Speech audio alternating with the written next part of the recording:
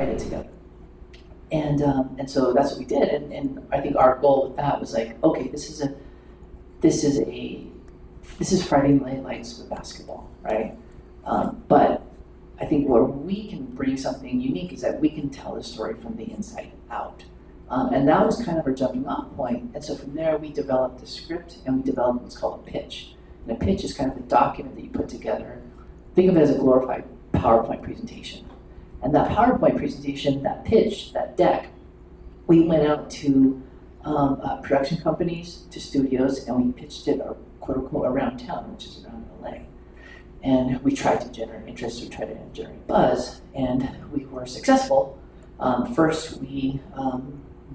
first step for us was trying to find a producing partner who understood basketball content and basketball movies and so on and so forth. And so one of the production companies we pitched to was Spring Hill, which is LeBron James's company, and they responded well to the script, and they wanted to come on board as partners because they understood the basketball aspect of things. So now we have a producing partner, we have our production company, we have 2 writers, we have myself as director, and then we go and pitch this to the studios, right? And so this is like your Netflixes, your Amazons, your Warner Brothers, Sony, Disney, so on and so forth. And so I think where we kind of like we're a little fortunate is that we generated interest from multiple studios.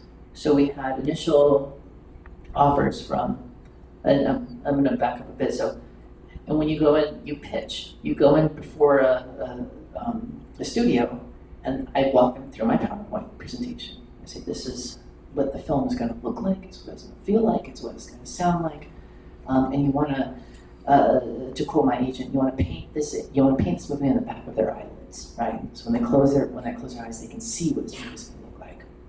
And in this case, we did a well enough job that we got offers from it was Hulu, Netflix, and I want to say Amazon. Hulu, Netflix, Amazon. I think that was right. And so now we have 3 offers. And so then my producers go to work and they get these guys bidding against each other, right? Because then all 3 of these people want it. And so we had our starting kind of initial budget that we were going for.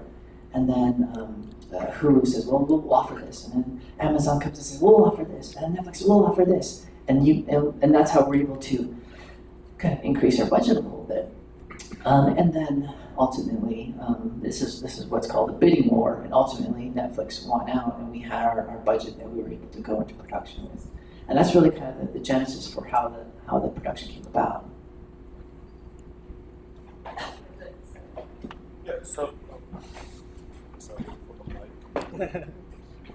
So you mentioned that you were adapting the stories from these New York Times articles. How much did you use from those stories, and how much did you create on your own based off of that? That's a great question. There was a book called Canyon Dreams, and that was a larger version of the New York Times articles, and we read that. We read the Canyon Dreams book. I think there was a lot of stuff. I'm trying to think, what did we actually take from there? I will say the kind of the construction of the script was largely from the ground up, but I don't want to take away anything from the books. I'm sure we took stuff from there. I think there was a kid that was a cross-country runner that we added into the script. I think one of the characters had lost somebody to drunk driving or something like that, and that was kind of a genesis for us. And it, for those of you who've seen the movie, spoilers for Oswald, the sort of the inciting incident of the film is that the star player commits suicide, and that was something that when Sterling and I were developing the script, we were initially very hesitant to broach, but we talked about like what is that thing that is like happens on the reservation that is you know, in film terms, it's like, you know, like what is that loss that happens at the beginning that, you know, the team can build around. And we talked about, you know, different ways, you know, oh, the star player breaks his leg. Well, no, that's varsity blues, you know. Well, the star player gets, you know, drunk driving crash. Well, no, that's just the kind of thing. I think as we were talking about it, we were very hesitant to you know, kind of like tackle the issue of suicide. But then the more we sort of had the conversation, it was like, well, maybe that's the reason to actually do it, just because we were hesitant to. And as we had these conversations, we both had these very specific personal experiences, myself and Sterling, and so that's really kind of what we drew from. So it was largely a mix of personal experiences, and I played basketball in high school. It was not very good. It was terrible, but I played, you know, and so it was definitely an amalgamation of stuff from the articles and the book, and then our own personal experiences. Thank you. Oh, okay. So I have a question. When you were approaching, or when Netflix brought out the story and script for this, I'm not too sure. Was there a push? Because I know Netflix is kind of like they don't want theatrical releases anymore. Was there a push for a theatrical release for this movie, or was it just kept more on streaming services? Yeah, it's I mean, that's kind of the landscape currently, right, is a little, it's kind of wonky, and we did technically have a theatrical release, and I think that was something that we wanted to build in early on because we wanted this for potential awards consideration and so on and so forth, and Netflix is, you know, they you know, I love Netflix folks in here, I love you guys, they do bare ass minimum when it comes to theatrical, right, and so we had and the only reason we do theatrical is for awards considerations, right? So we had that built in, and it was like an 11-day run or something from that effect. So we technically did have one. Did I answer the question? I think so. Sorry, I have another question. I auditioned for Resball, made it to the second round. Obviously, I didn't get anywhere from that. I was completely new to this process. I had no idea what I was doing. What is kind of like, for someone as new as me, and who may or may not want to get into acting, want to try it, what are some things that I should have done to prep myself better? Because I saw the emails, I saw the videos, and reading the script and reading certain scenes, and I was like, I have no idea what I'm doing. That's a great question. And I'll answer that, but I want to back up slightly because what we did for casting was slightly untraditional, right? So normal casting call is that you'll get a casting agent will put out, we're looking for, adult female to play a detective in a Southwest serialized crime series, right? And then people go, oh, Jessica Madden, we're going to put her up for this role, right? Well, that's Dark Winds, right? And then you'll get what are called sides, which is like a portion of the script, and then you will, and probably, if done properly, they'll give you some context or some setup, like this is kind of what the character is like, and this is the premise, the setting up for the scene, so on and so forth. And then you'll take that script and then A, memorize it, and then B, kind of like do your interpretation of that character on camera, and then you submit that as your submission. That's kind of the normal process. As far as preparation for acting, I don't know that I could really speak to that. I mean, Jessica certainly could. I've never auditioned. I'm a terrible actor. But I think for myself, it's like, well, I'll jump into like Resball, and so like what we did, which is slightly untraditional, was, the movie was Resball. It was about basketball, and so, and when I pitched this to Netflix, I said, in the Venn diagram of like native actors, and then people that play basketball on the reservation, there's so much overlap. And then, we sold to Netflix. And I was like, oh shit, now I gotta find these people. Oh man, I talked a big game, but now we gotta find them. And so, thankfully, I have an amazing casting director, Angelique Midthunder, But what we did is that we wanted to, we had people we sent out sides, and actors had to put themselves on tape and perform their interpretation of a character in front of a blank background usually.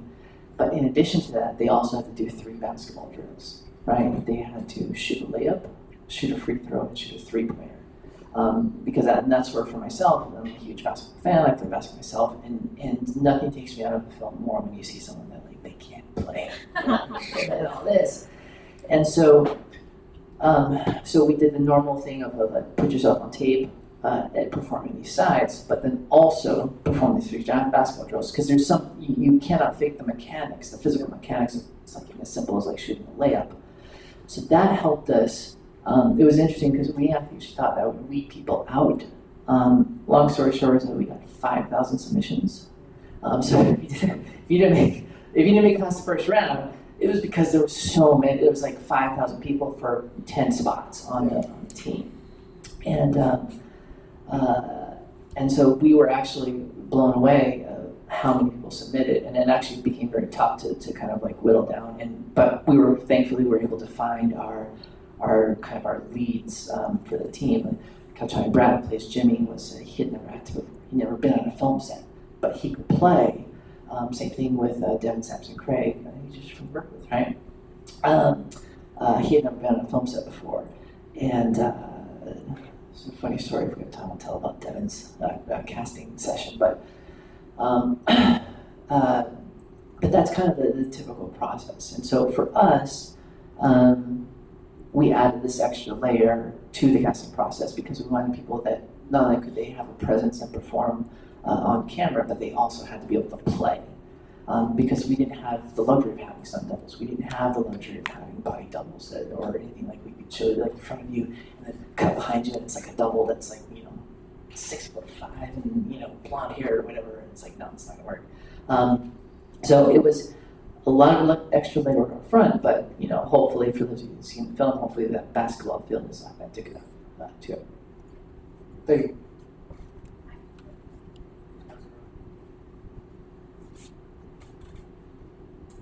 Hi, I'm Ophelia Benali. It's nice to meet you.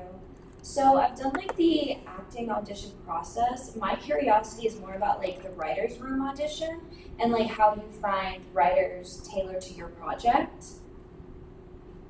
Oh, that's interesting. Like in terms of like being like a showrunner? Like being in the writer's room and like bringing the story to life. Well, I haven't really been in a ton of writers' rooms. I was in the writers' room in Echo, but I was sort of in an unofficial capacity, and I was in the writers' room for Reservation Dogs. Reservation Dogs was kind of a unique experience because, like, we all knew each other. Sterling, Migsy, I think Dallas was season 2, but like Bobby, Tazba, like we had all, like, we were all of you guys, like 20 years ago. And in fact, I let's see, Migsy, Bobby. I think I actually did a program here at IAI in 2007, and in this program, it was a summer program, and we had they had mini TV cameras, and we just go out and shoot films. And we didn't know what we were doing. It was just like someone would write a script, and then everyone would work and help them, and then we shoot a short film, and someone else would have a script, and then we go in and work it, and everyone was everyone else's crew, and we shot those short films together. And this was like 2007. We had no idea what we were doing. Fast forward to something like Reservation Dogs. Sterling, Taika gets us greenlit, and then Sterling comes in, and he's like, I'm show writing a TV show now. I need you all to be in the writers' room with me. And so that was kind of the jumping off point for that. But as far as I haven't been in a writer's room proper. So. One more question, and then we'll break for lunch, and then continue on after. I'm just really curious about being a woman, especially being a woman of color in these directing positions, because as a woman filmmaker, it's incredibly hard since this is a male-dominated space. How do you hold your vision in these spaces? That is a great question. I think I think some of it is like, well, first of all, I don't fit the mold of what a quote unquote traditional director is. You know, the middle-aged, older white male is kind of the go-to, and I've certainly encountered like, yeah, I would say probably like it's probably a coin flip for every television show that I do. I'll pull up to the security gate outside. You have to check in for the first time, and then inevitably the security guard would be like, "Oh, you have a background? You know, background thing." It's like, "No, I'm a director." Oh, I'm so sorry for that. You know. So you kind of have fun with it, but I think for me, it's largely about finding ways to